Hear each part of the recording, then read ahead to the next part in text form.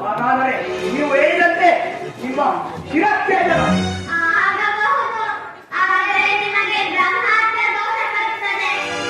ತೊಲಗಿ ಹೋಗಿ ಇಲ್ಲಿಂದ.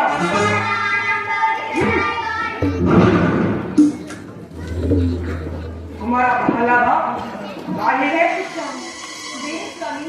ಇವನನ್ನು ನಾನು ಬುದ್ಧಿ ಹೇಳುತ್ತೇನೆ, ಇವನಿಗೆ ನಾನು ದಾರಿಯನ್ನು ತರುತ್ತೇನೆ. ಅದು ನನಗೆ ಹೃದಯವೇ ಇಲ್ಲ, ಕಟಕಲೆಯನ್ನು ಮಾಡಿಸಿದ್ದೀಯಾ? ನಾನು ಹಾಗೆ ಹೇಳಲಿಲ್ಲ ಸ್ವಾಮಿ. ಕುಮಾರ ಪ್ರಹ್ಲಾದ ಬಾಯಿಗೆ ಹೋಗಪ್ಪ, ತಂದೆಯವರು ಕರೆಯುತ್ತಿದ್ದಾರೆ. ಗುರುಗಳು ಹೇಳಿದ್ದು ನಿಜ ತಾನೆ? ಯಾವುದೋ ತಂದೆ? ನೀನು ಅವರ ಮಾತನ್ನು ಉಲ್ಲಂಘಿಸಿ ಅಭಿಧೇಯತೆ ನಡೆದುಕೊಳ್ಳೆಯಂತೆ.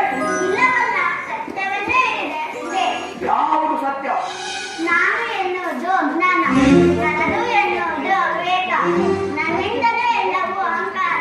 ನಾರಾಯಣೊಬ್ಬನೇ ಸತ್ಯ ನಿತ್ಯ. ಮುಚ್ಚು ಮಾಡ.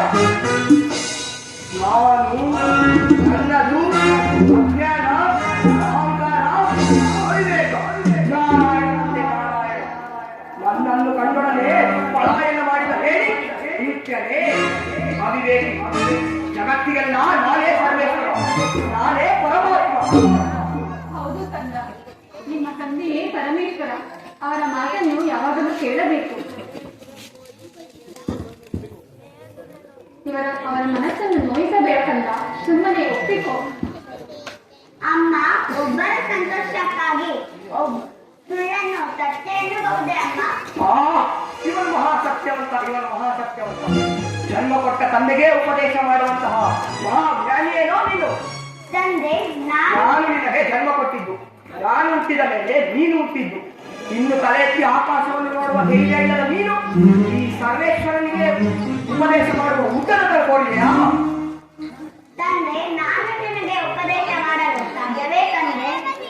ಅಂದರೆ ನಾನು ಹೇಳಿದಂತೆ ಹೇಳುವೆಯಾಕಲ್ಲ? ಹೇಳಿ ತಂದೆ. ಲೋಕಕ್ಕೆಲ್ಲ ನಾನೇ ಸರ್ವೇಶ್ವರ, ನಾನೇ ಪರಮಾತ್ಮ, ನಾನೇ ಲೋಕೇಶ್ವರ. ಹುಟ್ಟು ಸಾವುಗಳಿಲ್ಲದವನು ಪರಮಾತ್ಮ. ಈ ಪರಮಾತ್ಮ ಸಾವನ್ನೇ ಗೆದ್ದವನು. ತಂದೆ, ನಮ್ಮ ಮನಸ್ಸನ್ನು ಗೆಲ್ಲದ ನಾವು ಸಾವನ್ನು ಗೆಲ್ಲಲು ಸಾಧ್ಯವೇ ತಂದೆ? ಕಯದು ಕಯದು. ಇವನು ನಮಗೆ ಮಗನಾಗಿ ಹುಟ್ಟಿಲ್ಲ, ನಮ್ಮ ಜನ್ಮ ಸಶಕ್ತವಾಗಿ ಕಲಿಸಿದ್ದಾನೆ. ಇವನ ದೇವರಾನುಗತ್ತೆ ಅಂದಿಯಾಗಿ ಬಂದು ನನ್ನ ತಮ್ಮನನ್ನು ಕೊಂದನಲ್ಲ, ನನ್ನ ಕುಲಗಳಿಗೆ ಹರಿ. ಆ ಹರಿಯು ಕಬಡ್ಡಿ ವಂಚಕ ನೀಟಕಿ. ಹರಿ ವೇಡಿಯಲ್ಲ, ವಂಚಕನಲ್ಲ, ಈ ಜಗತ್ತಿಗೆ ತಂದೆ. ಈ ಜಗತ್ತಿಗೆಲ್ಲ ನಾನೇ ತಂದೆ.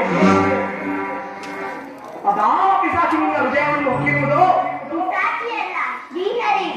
ಶ್ರೀಹರಿ ಸೇನಾಧಿಪತಿ ಮಹಾಪ್ರಭು.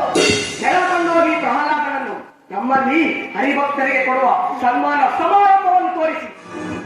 ಅಪ್ಪಣೆ ಪ್ರಭು.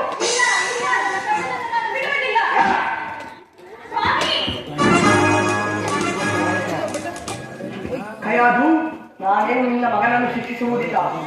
ನಮ್ಮ ವಿರುದ್ಧ ವರ್ತಿಸಿದವರ ಗತಿ ಏನಾಗುತ್ತದೆ ಎಂಬುದು ಅವನಿಗೆ ಅರಿವಾಗಬೇಕು, ಅವನಿಗೆ ತಿಳಿಯಬೇಕು.